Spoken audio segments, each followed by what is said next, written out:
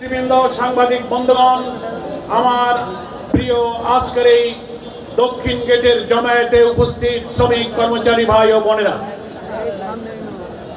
প্রতি বছরের পহেলা মে আমরা আন্তর্জাতিক শ্রমিক দিবস পালন করি। কি জন্য করি?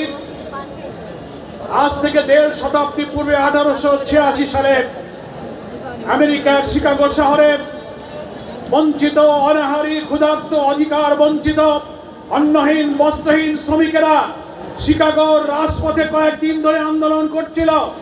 সেই আন্দোলন দমাবার জন্য গুলি করে ফাঁসিতে ঝুলিয়ে অসংখ্য শ্রমিককে হত্যা করা হয়েছিল। তাদের কর্মঘণ্টা, ন্যায্য মজুরির দাবি আদায়ের মধ্য দিয়ে সেই শিকাগোর দিবসকে সারা দুনিয়ায় পহেলা মে আন্তর্জাতিক মে দিবস হিসেবে পালন করা হয়। সংগ্রামী ভাইরা আমার,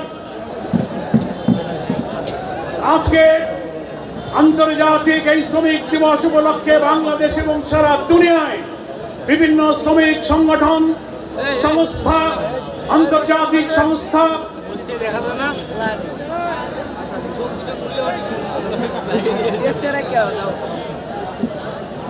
এবং বাংলাদেশেও বিভিন্ন শ্রমিক সংগঠন রাজধানী ঢাকা থেকে সারা দেশে শ্রমিক সমাবেশ, র্যালি, আলোচনা সভার আয়োজন করেছে।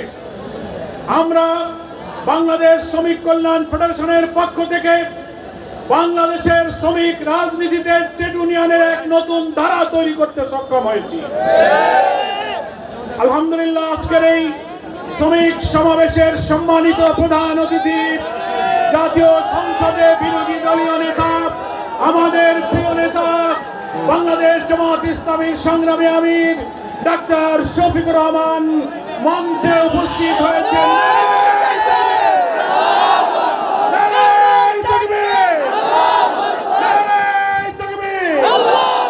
বাংলাদেশ শ্রমিক কল্যাণ ফেডারেশন, শ্রমিক কল্যাণ ফেডারেশন।